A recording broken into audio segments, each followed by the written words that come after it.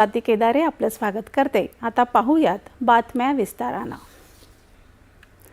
जम्मू काश्मीर आणि लडाखच्या प्रगतीसाठी केंद्र सरकार वचनबद्ध असून प्रत्येक नागरिकाला आपली स्वप्न पूर्ण करण्याची आणि विकसित भारत घडवण्यात योगदान देण्याची संधी मिळेल यासाठीचे प्रयत्न सदैव सुरू राहतील असं पंतप्रधान नरेंद्र मोदी यांनी म्हटलं आहे।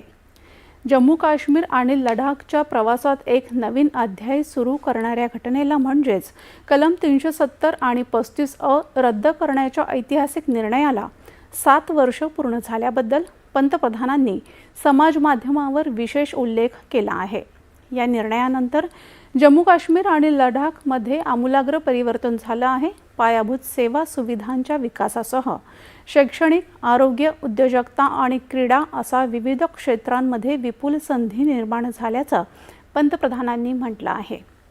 महिला तसंच आतापर्यंत अधिकारांपासून कित्येक दशके वंचित राहिलेल्या समाजातल्या वंचित घटकांना भारताच्या संविधानाच्या पूर्ण अंमलबजावणीमुळे सक्षम करण्यात आलं आहे। यावर्षी 5 ऑगस्टचा दिवस अधिकच महत्त्वपूर्ण आहे, कारण याच वर्षी आपला देश डॉक्टर श्यामा प्रसाद मुखर्जी यांची 125वी जयंती साजरी करत आहे। राष्ट्रीय एकात्मतेप्रती असलेली त्यांची आयुष्यभराची निष्ठा आजही अनेक पिढ्यांना प्रेरणा देत आहे।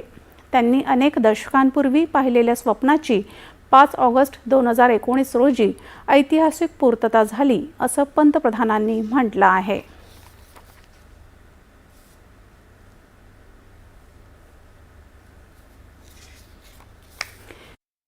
आंदोलनादरम्यान पोलिसांनी